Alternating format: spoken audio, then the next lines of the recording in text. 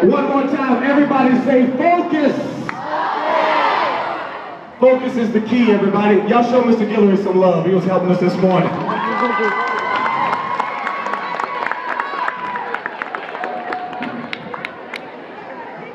Who wants some money this morning?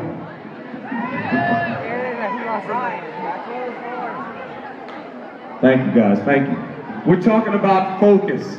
And the reason I bring that word up so much is because, you know, a lot of people are talented and gifted, and I look at this band back here. We have so many students that have been in our band this year and have been in the band in the past, but this group is probably our most decorated, our most successful group.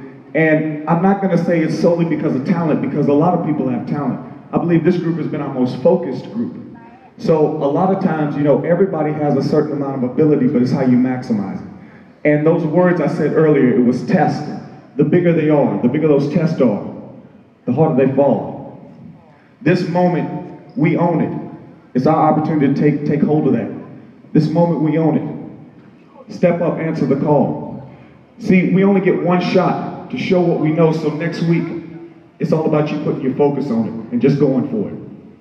And I think next week is our opportunity to show not only ourselves, but everybody else around what this school is really made of. And when we talk about focus, I want to give you an example. You know, I was grilling something a few weeks ago with my family, and you know, when you're grilling and you're cooking, you put the coals on there and you light them up. But then, if you really want to take it to the next level, everybody say next level. You want to take it to the next level, sometimes you put a little lighter fluid on there. How many of you ever seen that before? You know what the lighter fluid will do. Yeah. So those coals were already hot, but when you put that lighter fluid on it, it maximized it. And I believe that everybody has a fire inside them. Everybody has a certain amount of talent, a certain amount of gifting, a certain amount of ability.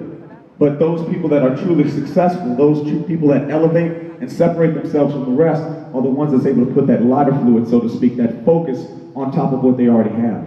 And that's what these band students have been able to do. This is something we put together. That was our first time doing it. We hadn't even rehearsed it, but they were focused on what we explained or what we went over. And even though we didn't have any practice time, they were able to knock it out. And I believe next week you guys will be able to have the same type of success if you take what your teachers have already given you and just focus that energy on it. You know, there's a story about a guy, some people may not know the name, Buster Douglas was a fighter about 25 years ago. And just like many of you don't know his name, 25 years ago, most people didn't know who he was either. And he had the awesome, incredible, impossible challenge of going against one of the greatest fighters in history. At the time, this fighter that he was going against had not lost a fight, I think in 3 or 4 years.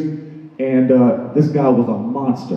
When he would fight people, he wouldn't just beat them, he would literally try to kill them. And I'll never forget my neighbor, my uncles, some of my family had bought some pay-per-view to watch this guy's fight, and they were so mad because this guy literally knocked out the opponent in 10 seconds. His first punch, he hit him so hard they showed it in slow motion, it literally smashed in his face. And people were scared to fight this guy. Now today we see this guy and we laugh because he's got like the little funny voice, and sometimes we see him in the movies. His name was Mike Tyson. But he was a monster. He was a beast back in the day. Nobody wanted to fight this guy. And it was Buster Douglas's time to challenge him. And the whole world said, you can't beat him. He's gonna kill you, man. You're a nobody. You haven't even really beaten anybody that was worth anything. But what they didn't count on was that lighter fluid I talked about, that focus. And see, it's more than just having focus. These students back here, sure, they follow instruction, they do what I ask, but I always tell them, and I'll tell you too, I don't want you to just do stuff because somebody said it. I never want them to play their horns. I never want them to be excellent because I told them to. I want them to do it because they want it. So we challenge them to find their why, their reason for being successful.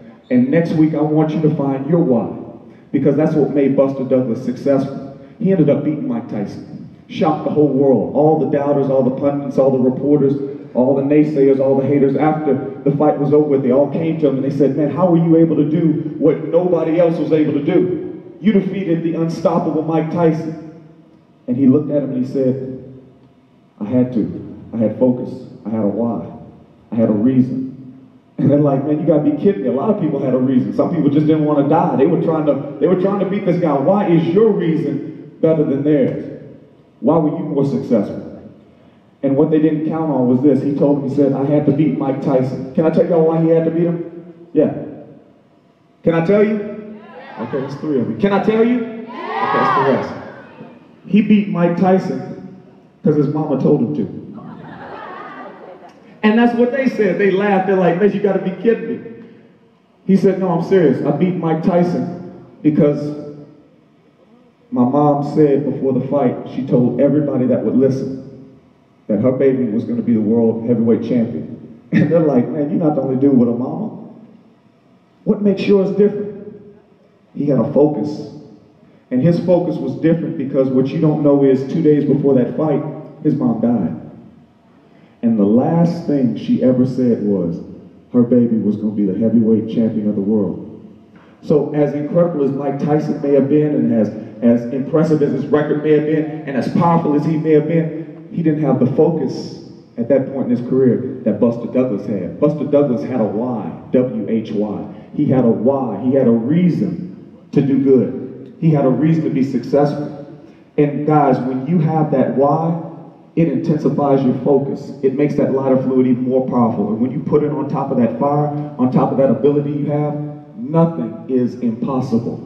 I wish I had a sign right now, but some of my good visual people, my spellers, you'll understand that the word impossible is not impossible. It actually says, I'm possible. And for him, when everybody said impossible, he just kept saying, I'm possible. I'm possible. Mom said it, I'm possible. I've trained for this, I'm possible. Nothing is impossible when you're in the mix. So next week, when we do this test, I need everybody to step up. Not because we said it, but because you need to want something more for yourself. That's what middle school is all about, finding your why. So teachers, I challenge you, students, I challenge you today, you know, you're not going to learn anything new today.